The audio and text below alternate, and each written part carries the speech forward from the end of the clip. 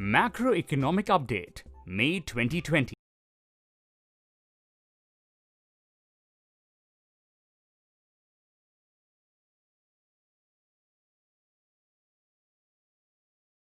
The month of May 2020 was a mixed month for the capital markets.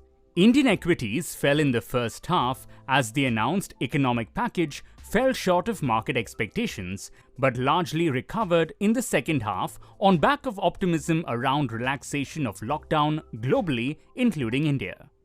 On the other hand, fixed income markets stabilized, with RBI reducing repo rate by 40 basis points. And as redemption pressure in credit-oriented schemes of mutual funds, which rose sharply in the last month, subsided. However, spread of COVID-19 continued to remain a concern, with number of infected cases globally rising to approximately 6.3 million as on end May 2020 from 3.3 million a month ago. In India, though the number of positive cases continues to rise, absolute number of cases were relatively low considering the large population. The total infected cases in India crossed 190,000 by end May, up from approximately 35,000 cases a month ago. With an ambition of self-reliant India, central government announced economic package to counter the slowdown due to COVID-19 and simultaneously introduce reforms for various sectors. The measures were focused on providing support to MSMEs and vulnerable sections of society, like poor, migrant laborers, etc., improving farm infrastructure, deregulating agriculture sector to a certain extent, supporting NBFCs, improving financial health of power distribution companies, encouraging domestic manufacturing, etc. Fiscal impact of these measures is likely to be limited. India's Q4 FY20 GDP growth moderated to 3.1% year-on-year from 4.1% in the last quarter. The slowdown was driven by weak private consumption, contraction in investments, partly offset by stable growth in government consumption. Contraction in manufacturing segment and soft growth in services resulted in GVA growth moderating to 3% in Q4 FY20. In FY21, GDP growth is likely to contract sharply on account of lockdown, but is also likely to rebound sharply in FY22 on back of absence of lockdown, pent-up demand and low base. However, these 2 years should be viewed as aberration, and growth trajectory is expected to normalize FY23 onwards.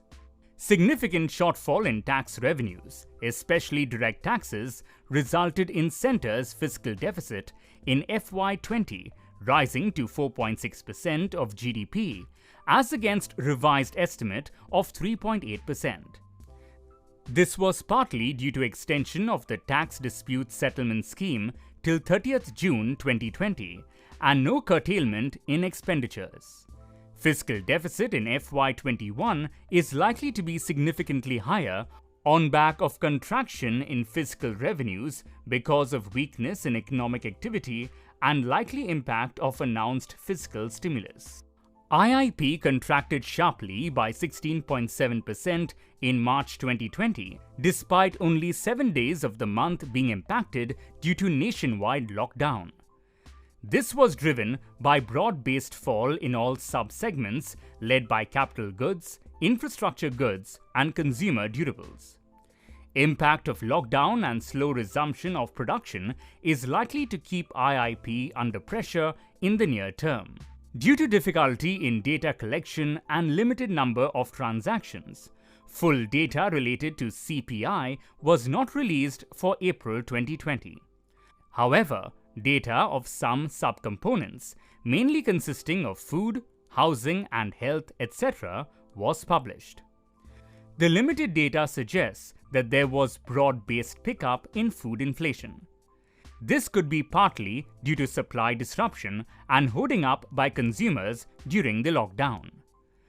Supply-side disruption can keep CPI at elevated in near term, but it should moderate in H2 FY21 on account of base effect and easing of supply restrictions.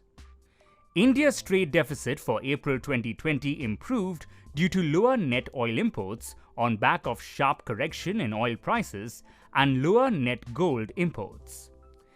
Excluding oil and gold, the trade deficit increased as lower imports of electronic goods was more than offset by weaker exports of engineering goods and chemicals.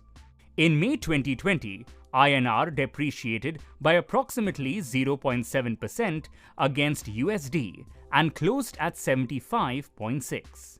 Trade deficit is likely to improve in FY21 due to low crude oil prices, weak gold volumes, and likely fall in non-oil, non-gold imports. This is likely to be partially offset by weaker exports and lower remittances from abroad. Commodity prices ended the month higher on back of optimism around recovery in economic activity as major countries started easing restrictions. Lockdown and its impact is likely to result in India's GDP contracting in FY21, a first in the past 40 years. However, growth rate should recover in the second half of FY21 as the situation normalizes. Fiscal and monetary measures announced should also provide impetus to growth to a certain extent.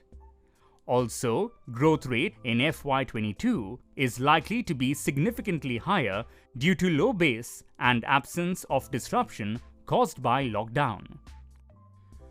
While immediate impact of disruption is negative, but once the situation stabilizes, India stands to benefit in the medium term, in our opinion.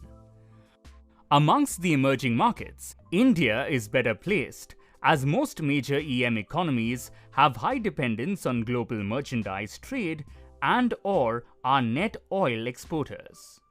Thus, weakness in global growth and fall in oil prices are likely to hurt these economies significantly. But India is a net importer of oil and stands to gain significantly due to fall in oil prices. Further, India's dependence on exports is relatively limited as compared to other EMs. Thus, once the situation stabilizes, India could see relatively stronger recovery. Further, disruption in global supply chain caused by this event has highlighted risk of overdependence on a single country. Thus, over the medium to long term, many global MNCs are likely to consider diversifying their manufacturing operations from China. India could be a likely beneficiary given the low corporate tax rate, skilled population, relatively low wages, and a large domestic market. For more on this, please refer HDFC MF Yearbook 2020, published in January 2020 and available on our website www.hdfcfund.com. Mutual fund investments are subject to market risks. Read all scheme-related documents carefully. ऐसे और videos देखने के लिए subscribe करें हमारा YouTube channel.